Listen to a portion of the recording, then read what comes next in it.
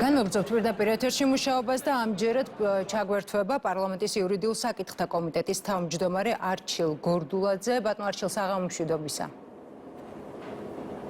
მოგესალმებით, მადლობა მოწვევისთვის, მივესალმებით ჩვენს მაყურებელს. ბატონო არჩილ, განსაკუთრებული სტუმრიანობა არის ბოლო 3 დღის განმავლობაში ორბელიანების სასახლეში. მორგი კონსულტაციების შემდეგ, როგორც ჩანს, აზრთა სხვადასხვაობა არის ოპოზიციურ სპექტრში. მაგალითად, იგივე ლელოს წარმომადგენელი ამბობს, რომ პრეზიდენტთან შეიქმნა საკონსულტაციო საბჭო, რომელიც ყოველდღიურ გეგმებზე იმსჯელებს. პროტესტი ეს არის ერთადერთი ბერკეტი, რომელიც უნდა იქნას გამოყენებული მათი პოზიციის მიხედვით და ეფექტურია. გვარამი აცხადებს და ითხოვს, რომ პრეზიდენტმა გამოიტანოს გადაწყვეტილება და ამცნოს ხალხს. ჩემი პირადი პოზიცია ახალი არჩევნები, რაც შეიძლება სასწრაფოდ, ეს არის ნიკა გვარამიას პოზიცია. რაზე ვერ თანხმდებიან, როგორ ფიქრობთ, სალომე ზურაბიშვილის ირგვლივ გაერთიანებულები? ქალბატონო, მაგ არის ფიქრობთ, რომ თქვენ კითხვას გაურბივარ, უბრალოდ მე კითხვას დაგისვამდით, რომ სანამ ჩვენი ჩართვა იქნებოდა, მანამდე სტუმარი ვინ იყო და რა თანამდებობას იკავებდა, იქნებ გამახსენოთ ბოლოს საჯარო სამსახურში. გიორგი ქადაგიძე გახდათ. შემთხვევით ეროვნული ბანკის ყოფილი პრეზიდენტი, ხო? კი ბატონო. აი, როგორი ტრაგიკომედიაა, რომ ნაციონალური მოძრაობის დროს არჩეული თუ დანიშნული ხელდასმული ეროვნული ბანკის ყოფილი პრეზიდენტი დემოკრატიაზე საუბრობს, ევროპულობაზე საუბრობს, რომელიც წარსულში მაგალითად ბიზნესის დარეკეტებაში პირდაპირ იყო ჩართული და ქართულ ბანკს ეს კონკრეტული ადამიანი აკოტრებდა და ეხლა დემოკრატიაზე ქადაგებს. უბრალოდ ერთ რამე უნდა დაუწუნოთ, რომ რასაც საუბრობდა, რიხი აკლდა და უფრო მეტი დრამატიზება უკეთესი იქნებოდა, რომ შემოეტანა, რათა თავის განცხადებებს უფრო მეტი დამაჯერებლობა შეძენოდა და ამით კიდევ უფრო საშინელი სურათი დაეხატა. ზუსტად ტრაგედია არის ჩვენი ქვეყნის, რომ ასეთ ადამიანებს, რომელსაც დავალებების შესრულება უწევთ, კიდევ აქვთ ლაპარაკის საშუალება, რომ ჩვენი ქვეყნის მოსახლეობა დაზაფრონდა 1000 სიცრუის და ტყუილის ტირაჟირებით. შეეცადონ, რომ როგორც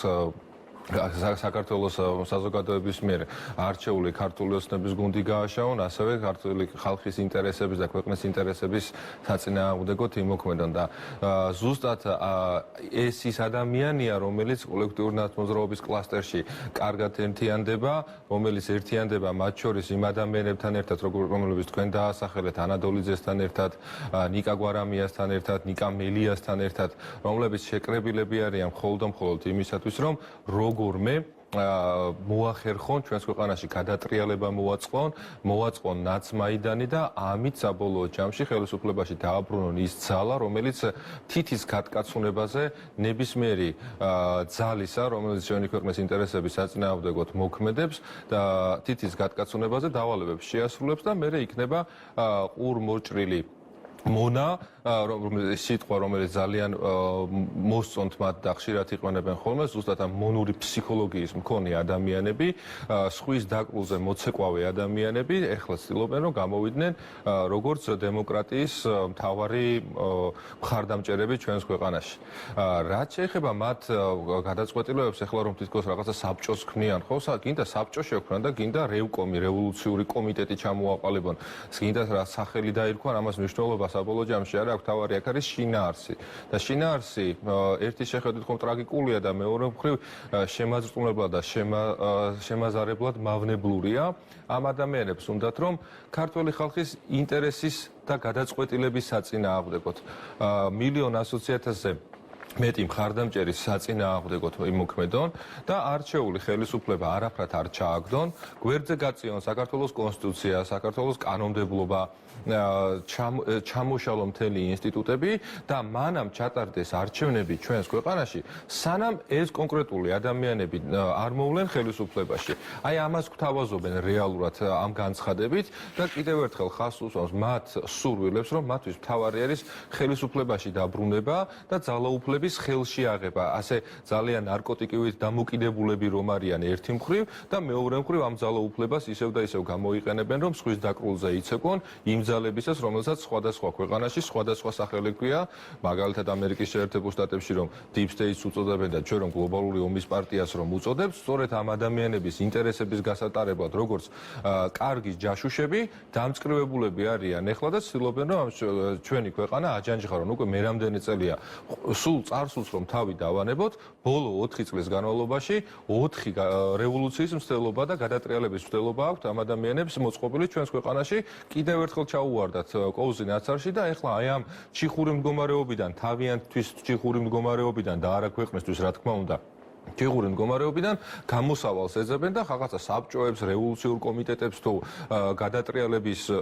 რა ვიცი, კომისიებს ქმნიან, რომ საბოლოო თავიანთი ინტერესი რაც არის, ეს დააკმაყოფილონ და ამათი ინტერესია, რომ საქართველოს და ქართველი მოსახლეობის ინტერესთან თანხვედრაში არც არასდროს არ ყოფილა და არც არასდროს არ იქნება, ეს ყველამ ძალიან კარგად იცის. ამიტომაც არის, რომ ის ადამიანები არ უნდა დაგვავიწყდეს, რომლებიც ჩუმად არიან და ხმას არ იღებენ და ამ ადამიანების რაოდენობა მილიონზე გაცილებით უფრო მეტი არის, რომლებიც ეხლა სხედან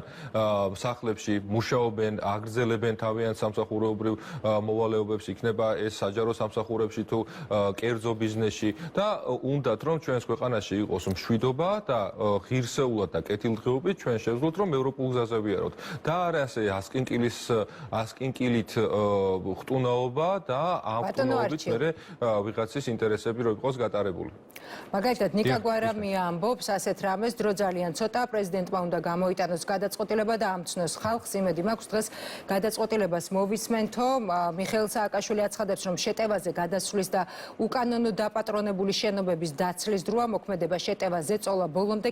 კედელთან მიყუჟება და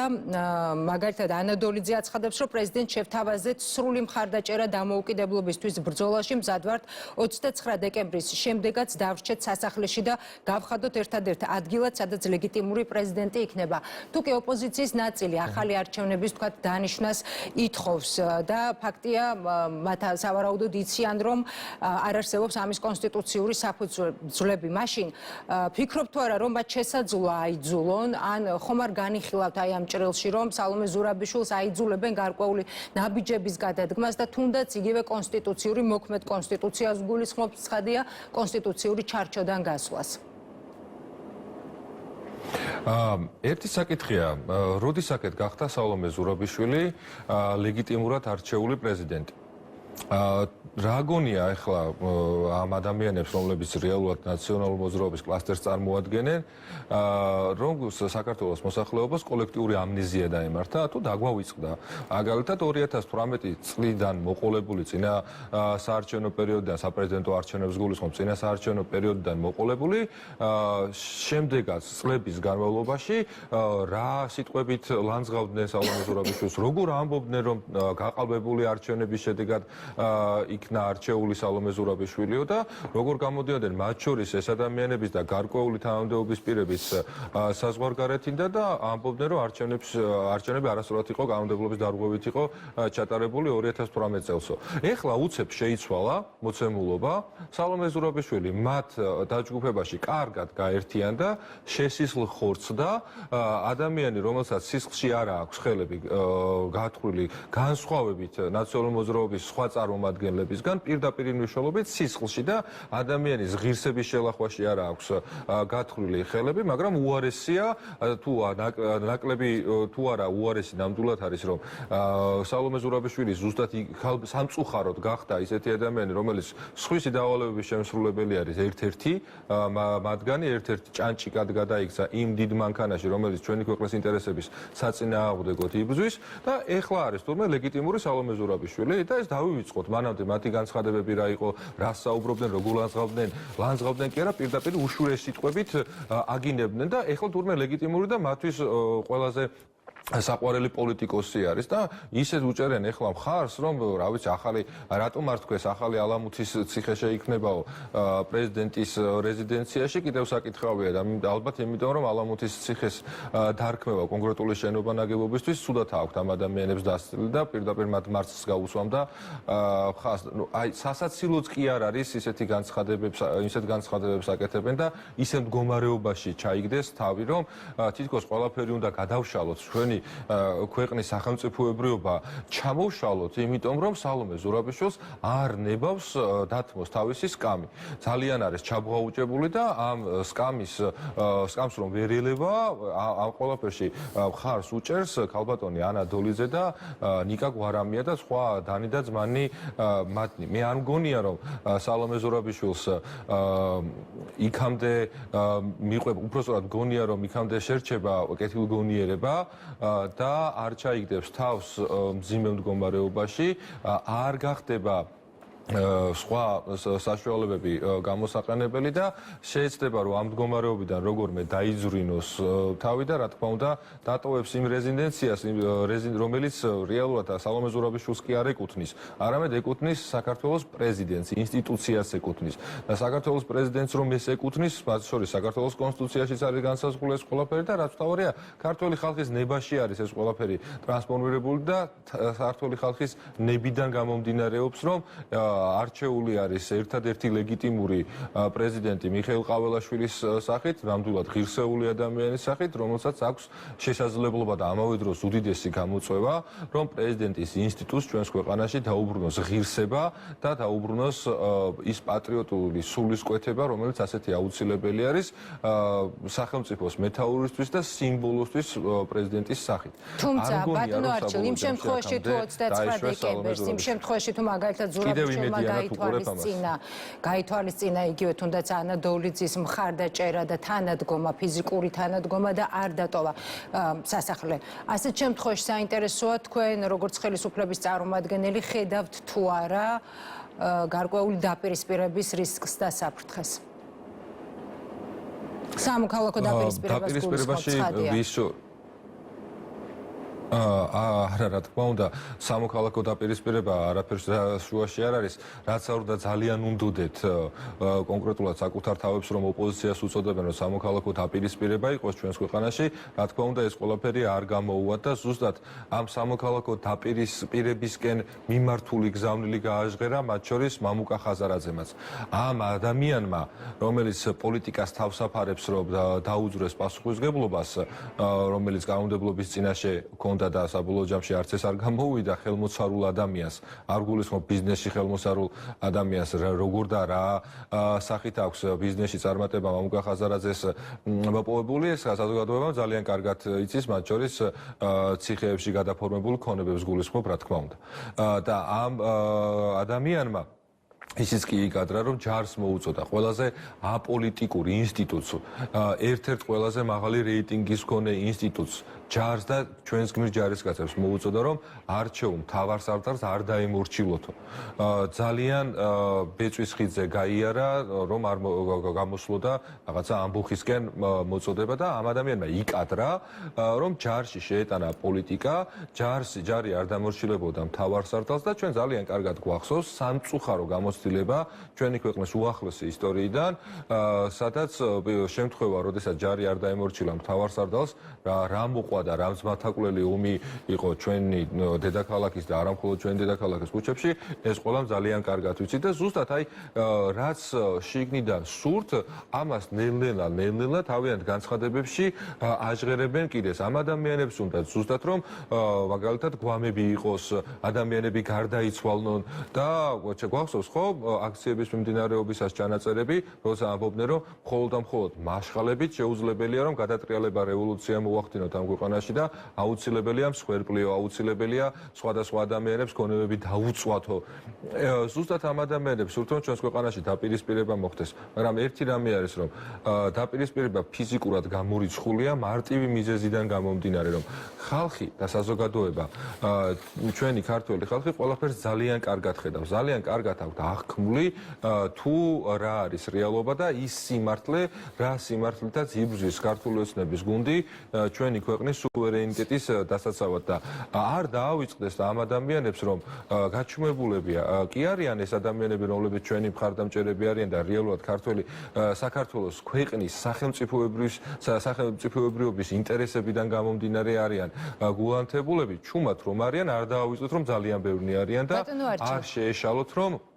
ის ადამიანები, რომლებიც მოძრაობენ, არიან საქართველოს და საქართველოს გაცილებით უფრო მეტნი არიან და ხელისუფლებას მათ შორის ამ ადამიანების, რომლებიც ახლა გარეთ დგანან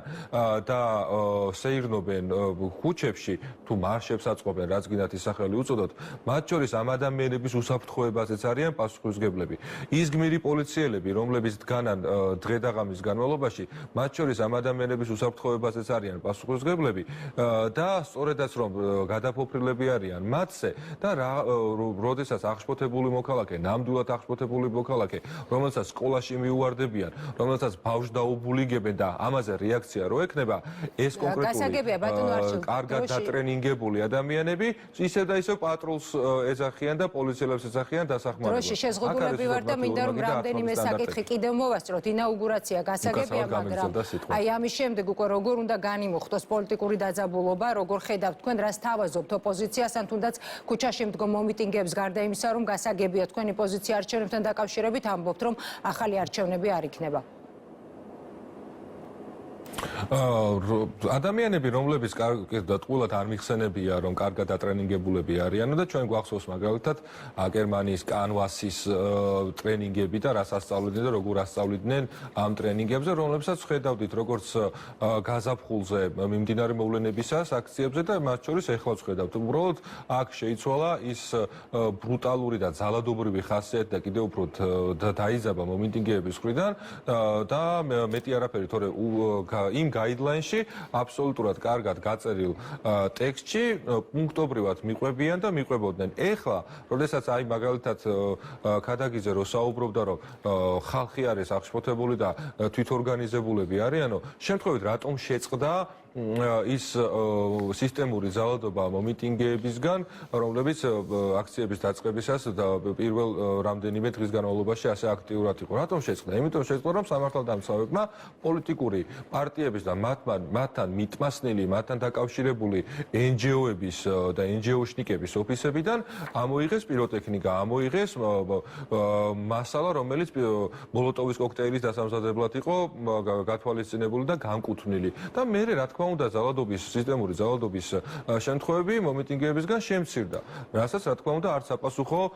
ღონისძიების განხორციელება არ მოყოლია პოლიციელების მხრიდან. გამოსავალი აქ ერთია და მარტივია. ამ ადამიანებს ახლა რომლებიც სისტემური ძალადობაში არიან ჩართულები, ჩვენს ვერაფერს ვერ შევთავაზებთ, გარდა იმისა, რომ მოუწოდოთ, რომ წაიკითხონ კანონი და კანონს მიყვნენ და კანონი დაიცვან. წინააღმდეგ შემთხვევაში მათ მიმართ პასუხისმგებლობა იქნება სამართლიანი სასამართლოს პირობებში, იქნება მკაცრი. ხოლო იმ ადამიანებს, რომლებსაც ჯერ კიდე გულუბრყვილოდ ჯერათ კონკრეტული ნაცმედიების, სოციალურ ქსელებში 1000 ტყუილის გავრცელების შემდეგ, რომ თითქოს სახელმწიფომ, ჩვენმა ქართულმა სახელმწიფომ გადაუხვია დასავლური კურსიდან, მოუწოდებდი, რომ დაფიქრდნენ რეალობა ნახონ და არ კონდეთ ხოლმე და მხოლოდ სწორება კონკრეტული უცხოური სახელი და გვარის მქონე ადამიანებზე ან ნაცკლასტერის პოლიტიკოსებზე თუ მათთან მიტმასნილ NGO-შნიკებზე და მათ განცხადებებზე. რეალობას შეხედონ, კარგად გაათვიცნობიერონ რა ხდება ჩვენს ქვეყანაში, ჩვენი ქვეყნის გარშემო რეგიონში და მათ შორის გლობალურადაც და როდესაც ამ ყველაფერს გაათვიცნობიერებენ და ნახავენ, დარწმუნებული ვარ, რომ მათი სირეთი ნაწილის, მაგრამ კიდევ არსებული ადამიანების პროტესტი აღარ იქნება და როდესაც ეს ადამიანების რაოდენობაც აღარ ეყოლება კოლექტიურ ნაცმოძრაობას გვერდით, რა თქმა უნდა, კიდევ ერთხელ დამარცხდებიან და კიდევ ერთხელ დამშვიდდებიან. საბოლოო ჯამში მათი ფინალი მაინც ერთი არის, მარცხი და კიდევ ერთხელ მარცხი, რომელიც უკვე ამდენჯერ აქვს ნაწმები ქართული ხალხისგან. ბატონო არჩილ, ბოლოს შეკითხვა, აქციის განმავლობაში დაზარალებულები და ნაცემები იყვნენ, როგორც ჟურნალისტები, ისე აქციის მონაწილეები, დაზიანებულები იყვნენ, სპეცდანიშნულების რაზმის წარმომადგენლები და პოლიციელები. მინდა რომ მკითხოთ გამოძიებასთან დაკავშირებით რა ინფორმაცია გაქვთ, ბოლო ინფორმაცია როგორია, რა შეგიძლიათ რომ უთხრათ ჩვენს მაყურებელს? თქვენ როგორც პარლამენტის წევრს მეკითხებით და შეუძლებელია რომ როგორც პარლამენტის წევრს გქონდეს ინფორმაცია გამოძიების დეტალებთან დაკავშირებით, იმიტომ ისევ და ისევ იმ ერთი შეხედვით მარტივი, მაგრამ აქსიომიდან გამომდინარე, მარტივი ჭეშმარიტებიდან, მაგრამ აქსიომიდან გამომდინარე, რომ გამოძიება დამოუკიდებელია და შეუძლებელია რომ პარლამენტის წევრი გამოძიების დეტალებში იყოს ჩართული და კონკრეტულად იცოდეს დეტალები გასაგებია რომ არ გეცოდინებათ. ავითარებენ, რა ეკნებიან. ამასთანავე, რა თქმა უნდა, როგორც პარლამენტის წევრს შემიძლია გითხრათ და ქართული ოცნების გუნდის წარმომადგენელს კიდევ ერთხელ გვინდა ვთქვათ, რომ ძალადობა რა თქმა უნდა მიუღებელია და რა თქმა უნდა ყოველთვის უნდა ვიყოთ ობიექტურები და ყოველთვის უნდა ფაქტების შეფასების მიმართ ყოველთვის უნდა ვიყოთ ობიექტურები და არ უნდა ვიყოთ თვალდახუჭულები, სადაც დასაგმობია აუცილებლად უნდა დავგმოთ, სადაც დანაშაული არის, დანაშაულის ნიშნები არის, ის აუცილებლად გამოძიებული უნდა იყოს და კანონის წინაშე ყველა თანასწორია. განსხვავებით იმ ადამიანებისგან, რომლებსაც ავიწყდება ცოცხლად რომ წვავდნენ პოლიციელებს და პირდაპირ მნიშვნელობით, რა ვიცი, ხან მოლოტოვის კოქტეილებს ესროდნენ, ხან ქვებს და ხან 1000 უბედურებას. ჩვენ ვამბობთ, რომ რა თქმა უნდა, ყველანაირი კანონის დარღვევა მიუღებელია და ასე უნდა იყოს შემდგარ სახელმწიფოში, ამავე დროს ობიექტურობა არ უნდა იყოს დაკარგული და არ უნდა ვიყოთ ასე თვალახვეულები და არ უნდა ვთქვათ, რომ რეალობასთან დაკავშირებით არ უნდა ვიყოთ თვალახვეულები და რეალობა კი ის არის, რომ სისტემური ძალადობა მომდინარეობდა სამწუხაროდ ისევ და ისევ ორგანიზებული, უცხოეთიდან დაფინანსებული ტრენინგების საფუძველზე ორგანიზებული და დატრენინგებული ადამიანებისგან და ამას მოყვებოდა ხოლმე სხვადასხვა საშუალების, კანონით გათვალისწინებული საშუალების გამოყენება სამართალდამცავებისგან, რა თქმა უნდა, არსებობდა სამწუხარო შემთხვევების და ერთ-ერთი მაგალითად რომელიც კონკრეტულად TV1-ის ჟურნალისტის მიმართ განხორციელდა, სადაც ნიღბებით იყვნენ ადამიანები, სადაც სხვადასხვა კითხვის ნიშანი არსებობს ამ კონკრეტულ ფაქტთან დაკავშირებით, სწორედ ამის შედეგი იყო, რომ ჩვენ შევიტანეთ საკანონმდებლო ცვლილებები საქართველოს პარლამენტის მიერ შეტანილი იქნა საკანონმდებლო ცვლილებები და მაგალითად ნიღბების გამოყენება აიგრძალა მანიფესტაციებისა და მანიფესტაციების ამათ რა ამბავი მოყვა კოლექტიური ნაცმოძრაობის წარმომადგენლებისგან ყველას კარგად გვახსოვს და ეხლაც მიმდინარეობს ეს რომ თურმე როგორ შეიძლება რომ ადამიანებს აუგზავნოთ შეკრებების დროს ნიღბის ტარება და ჩვენი მიზანის ერთადერთი ლეგიტიმური არის რომ ის სავარაუდო საფრთხე რომელიც ისევ და ისევ მომიტიგეს ისევ და ისევ თუნდაც გამლებ მშვიდობიან ადამიანს მიადგეს აუცილებელი არის რომ იყოს იდენტიფიცირებადი და მარტივად გახდეს შესაძლებელი რომ კანონის წინაშე ყველას მიმართ თანასწორობა დაფიქსირებული იყოს. ჩვენ ამას მოუწოდებთ ყველას რომ წაიკითხონ კანონი და იყვნენ კანონმორჩილი ადამიანები. მადლობა. პარლამენტის იურიდიულ საკითხთა კომიტეტის თავმჯდომარე არჩილ გორდულაძე საუბრობდა პირდაპირ ეთერში.